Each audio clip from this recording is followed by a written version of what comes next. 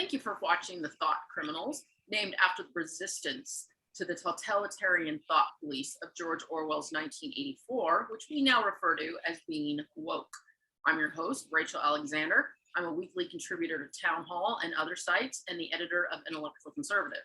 And this is my mall, Ralph Benko, who worked in or with the Reagan, W. Bush, and Trump White Houses. He's a weekly columnist for Newsmax. He's co-author of the Capitalist Manifesto and co-founder and executive chairman of the 185,000 member Capitalist League Facebook group. This week, we are going to discuss Ukraine and the Russia war and what's up with some leading conservatives supposedly not being very rah-rah Ukraine. I get to the bottom of that. And then we're going to move on to an interesting piece Ralph wrote, where he is demanding that we stop calling certain politicians the honorable. So to begin, I wrote this article because Tucker Carlson in particular had been saying some pretty provocative things on his show, and I wasn't really focusing on it because I'm a very busy person. So a lot of the political issues I follow closely are ones that I end up writing about or that are part of my job. And this hadn't come across my radar. So I decided I would look into it and see why everyone was saying that Tucker Carlson is pro-Putin. And guess what I found? It was just a bunch of mainstream media lies.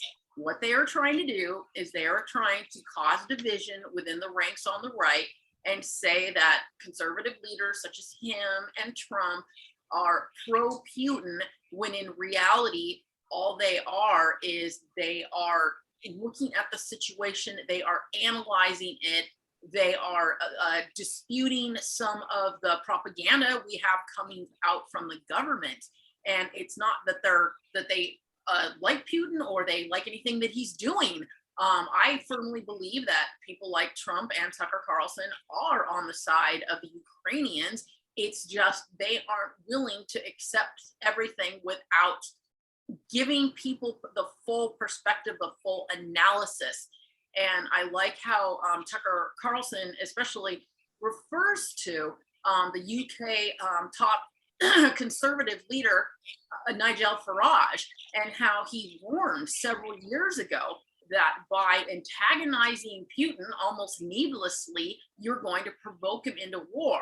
And back then, Farage listed off several things that they were doing. And they were things like European expansionism, having NATO train with Ukraine military, which Russia saw as a threat. There's more things like that I list in my article. But I believe that people like Tucker really want people to know the full story. They want to know how Obama helped pave the way for Putin to get angry. And the mainstream media is trying to cover up how we actually got to this type of scenario. And then I'll just bring up a couple final points. There was a poll of Christian evangelicals, and their support for Ukraine is exactly the same. It was like 65% as the general population in the United States. So our own conservative base has got the same amount of support for Ukraine as the rest of the country.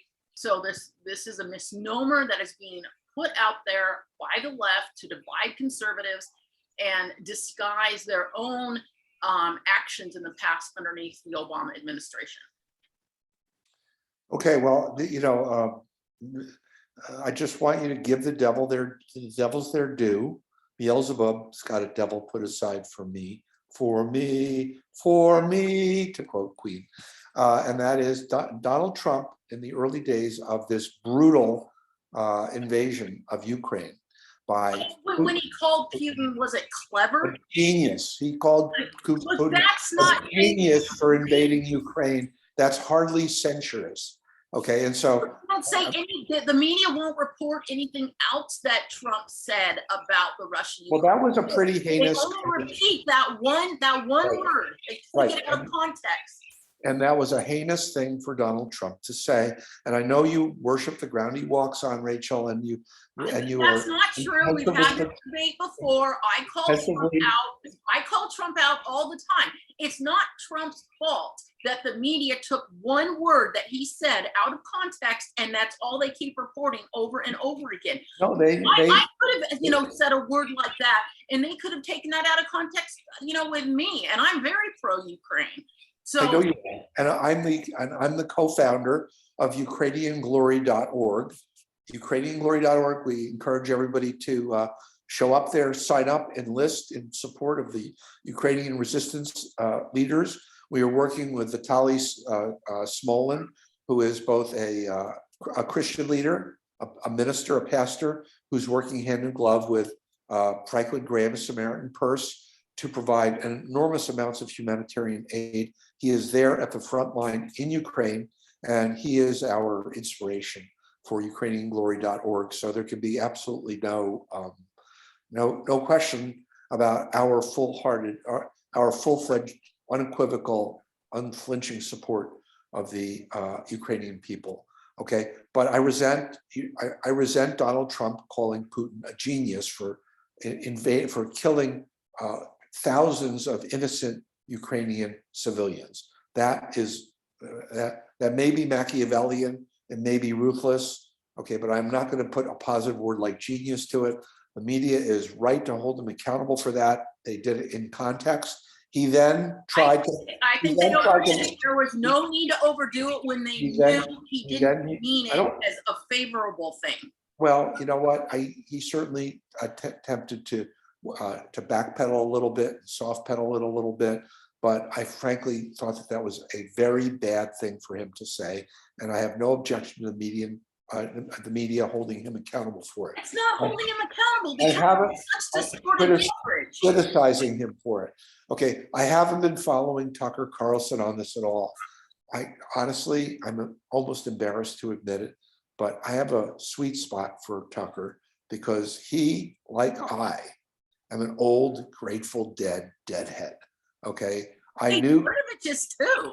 Yeah, well, there you go. See, so there's. Did you know that about it? I did not know that Brnovich was a deadhead, and if he would only, darn it, campaign on his status as an enthusiastic deadhead, he would blow Blake Masters right out of the water. Blake is too young. He probably doesn't even know who the Grateful Dead are. We can run rings around him on that. So will you tell Brnovich next time you talk to him, your guys are hanging around, say, hey, Ralph's a deadhead too. He says that should be it's the forefront, that should be on the homepage of your campaign website. It should be the forefront of your campaign. So Tucker, who I knew very slightly before he became Tucker Carlson, when he was still back at the Daily, not the Daily, the Daily Caller, right? And Crossfire. Yeah, he and I were hanging out one day. Only time we did, and we spent the time talking about the dead. And this is not, I'm not doxing him. If you Google Tucker Carlson Grateful Dead, you'll see plenty of documentation that he's a deadhead. So I've got this sweet spot as a deadhead, a fellow deadhead for Tucker that makes me sort of want to pull my punches when slapping him around when he jumps the shark. But he's a controversialist who's running for president. You keep saying that, but I haven't seen any signs of that yet. But it's not that I don't believe you. I've got 20 years of experience on you, including working with 3 White Houses. So You're old enough to be my dad. I'm old enough to be your dad, and so I'm pulling the age rank card on you and say Tucker is running for president. He's running in a very subtle way, so he doesn't get caught out. He can't run for president and be a TV star, so he has to soft pedal that a little bit. But you can see by his moves that he's positioning himself that once President Trump, former President Trump, loser President Trump, decides that he's no longer in the game, he won't run against Trump. He's too smart for that. Okay, but he's positioning himself that as soon as Trump steps back, Tucker is going to step forward and try to claim that mantle. And by the way, I think he is in the top. He's in the top 5, maybe even the top 3 in terms of the credibility for getting the Republican nomination as soon as Trump drops. Here's why I don't think he's going to do it, because I'm a writer just like Tucker, and if you're a writer, I think you're not a great candidate because you've written so much out there that can be used against you. And so he has said so many provocative things. Yeah, Tucker doesn't care. It hasn't hurt Trump, and he knows it's not going to hurt him in terms of getting the nomination. And once you get the nomination, then it's in the will of Allah whether you get elected or not. It was the will of Allah. Yeah, but Trump got elected before he came out and said all the provocative political statements. No, He hasn't said much in the primary leading up. No, I know that. Tucker's got a rich history of all kinds of things he said. Read, I'm sorry. That's just not true. You haven't dug deep enough, which is unlike you. Read Wayne Barrett's book, Donald Trump, The Deals and the Downfalls. In 1992, okay, Barrett, who, rest in peace, recently passed on, was the Village Voice's investigative reporter and Trumpologist. And he has a dossier of things that Trump said and did that would have absolutely politically crippled any ordinary mortal. But Trump was no ordinary political mortal. And he was able to weather all of this garbage that he had spread around for decades. So you think Tucker has the same star power? Because I do agree. Yeah. You've got massive star power already. You're going to have a really good shot at winning. But I just. Right. The other thing is, Tucker's a trust fund baby. He was born a multi-millionaire. Well, yeah, the left only reminds us about that fact 20 times a day. I don't know. How would anybody not know that? Well, I don't know. I don't watch TV. I've never seen his show. Not because I'm boycotting him. I just don't watch TV. No, not on his show. The mainstream media. I mean, lately, I swear, I read every day, like in 20 different places that he, had a wealthy stepmom. Like everybody knows about it. It's no secret, and it's no shame. It's no scandal to have been Well, they born try well. to use it against him and hold it against him when they've got. Of course they do. The left, like your buddy that we've been emailing back and forth, who's pretending to be a conservative, but who keeps, saying false things about me being a Trump hater and other things. Okay, which means that he's really probably a progressive in drag, because progressives are terrible about fake news, and he's terrible about fake news. So I'm guessing he's a progressive. I'm not going to dox him and put his name out there, but you know who I'm talking about. Anyway, look. Of course, the left is going to slur and slander us. It's what they do.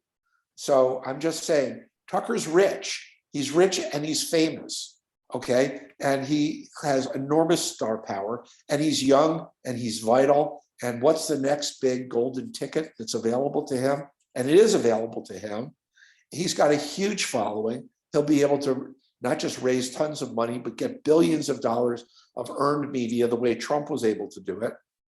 When Trump throws his hat out of the ring finally, which might be 2024, might be 2028. But he's looking at like health and family issues that, right. He might not run. Right. He might not run. Okay. Then number one, Tucker's in. Number two is Tucker is first tier on day one. He's right up there with Pence, DeSantis, and Don Jr. Okay, I have a hard time putting Chris Christie in the top tier because of a bunch of different reasons. But Christie's still hungry for it. But look, when Donald Trump Sr. bows out, Donald Trump Jr.'s in, Mike Pence is already in, Rick DeSantis is positioning himself as a front runner, and you just wait. Tucker Carlson will not let any grass grow under his feet. He will be in, and he will be formidable.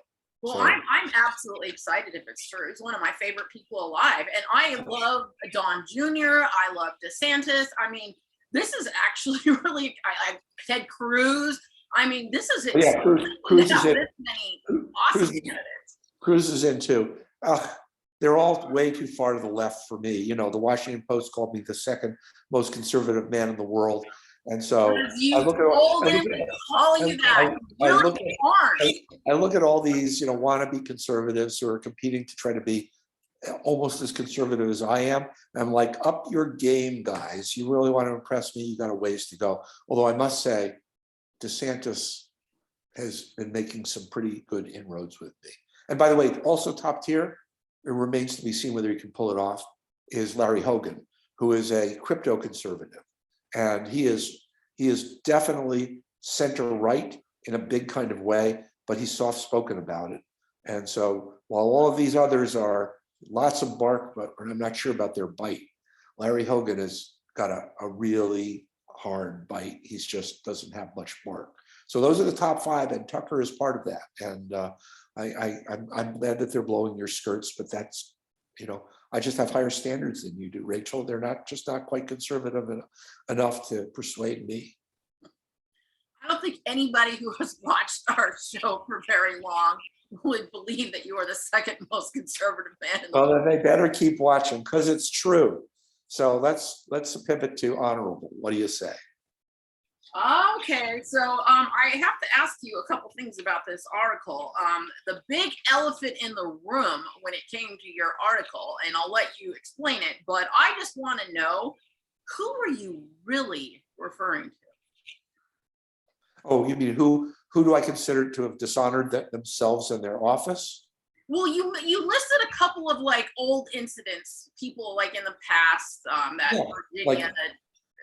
Like Richard Nixon, who resigned in the face of impeachment, and Bill Clinton, who was impeached, and other people. Who are you referring to now? Because I get the impression. I mean, you're right. Who did you wrote this to? Who's in office right now? The head of the chief of protocol of the State Department, who's in charge of stuff like this. His name is Rufus Grinnell or something like that. Former ambassador, former Biden campaign official. Okay, but basically I didn't pick him out because of his ideology. I picked him out because one of the things that, former ambassador to Denmark, one of the things that he is in charge of as the chief of protocol for the State Department is making sure that proper etiquette gets followed. And one of the pieces of etiquette is, who do you address as the honorable? And the fact is, it's customary to address elected officials, congressmen, senators, appointed official, the president, the vice president, officials who've been appointed by the president with the advice and consent of the US Senate, are, as a matter of custom and as a matter of protocol, referred to as the honorable. So if you were to write a letter to Mr. Biden and you were to be following etiquette, you would be directing it to the Honorable Joseph Biden. Really still do that though? Like, I never address anybody by that. No, but you're like me, a rug chewing Neanderthal tea partier. You don't follow the norms of the political elites. Yes, everybody in Washington does that to one another. They refer, if you've been elected to office. I do see their letters, so I am aware, that there is a big class back there that still does it. But you call them the honorable. Even after they leave office, it's considered to be customary to refer to to use the honorific of the honorable. So I looked up. I did a mean trick. I looked up honorable in the Merriam-Webster dictionary, which is the definitive American dictionary. And if you sum it up my column, you'll see I listed what the actual literal definitions of honorable are. And I look at people like your buddy Cawthorn. What's his first name again? Your buddy Madison Cawthorn. You're like your buddy Madison Cawthorn. And I say to myself, okay, look, it may not be illegal, it may not be technically unethical, but the things he has done and said are dishonorable. Okay, so you brought up an example, and I find it interesting that you bring him up, because I feel like the whole hatred out there towards this man, okay, I feel it's not deserved. Okay, he is in a wheelchair, and the left always says that you shouldn't attack people who are LGBT, right? Or you could literally lose your job and get canceled for attacking someone over that. And he's done a couple things which make people think he could be transgender or gay. It doesn't look like he really is. It looks like— I was against Madison Cawthorn before they caught him on tape cross-dressing. Okay, to me, that's not a factor. That is why they are going after him. Let's look at all the articles. Every article I read attacking him, they bring that up. Every single article. But that's just the most recent scandals that he has found himself caught in. That's the ones you always hear about. I was horrified when he maybe, but I've heard much more. So I can't criticize you for being fixated on on cross-dressers. Hey, we all have our hang-ups, okay? But when he said, me being fixated, you just said that that's all they're talking about, and they're talking about a lot more than that.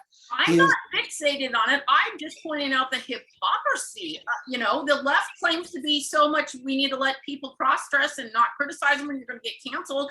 And then here they are, every single article about him. But they're not. They're not. Be fair. Play fair, Rachel. You're not a member of the left.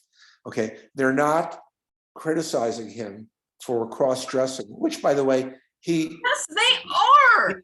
Every single article. No, for hypocrisy of being a gay basher, cross-dresser is what they're basically saying. He bashed gays. I mean, they say anybody on the right, anyone on the right who disagrees with LGBT in any little way is a gay basher. I'm sure they call me a gay basher. Probably call you a gay basher. They probably would, but they would be wrong. I am not a gay basher. Okay, I disagree. I have my disagreements. I'm on record. I've written about it. I believe that I believe in two genders, organic, and I believe that that's just how it is. I don't believe in. I don't believe that what do you call it? It's a social convention. I believe that there's an organic reality to gender. Okay, that doesn't make. But on the other hand, I'm not a hater. I'm not a bigot. If somebody, will call for what you just said, you will be called a hater and a bigot. They will, but the fact is that I have no animus. I've got no bigotry, and I do not want to see these people stigmatized or marginalized. Okay, I do not want them to be punished or hurt or humiliated for this. We have an honest difference of opinion, and I recognize that that's what they're doing to Madison. They are completely attacking him for dabbling in that area. Look, so far as I can tell, and I haven't spent nearly as much time looking at this as you have, it was a risque game and a prank.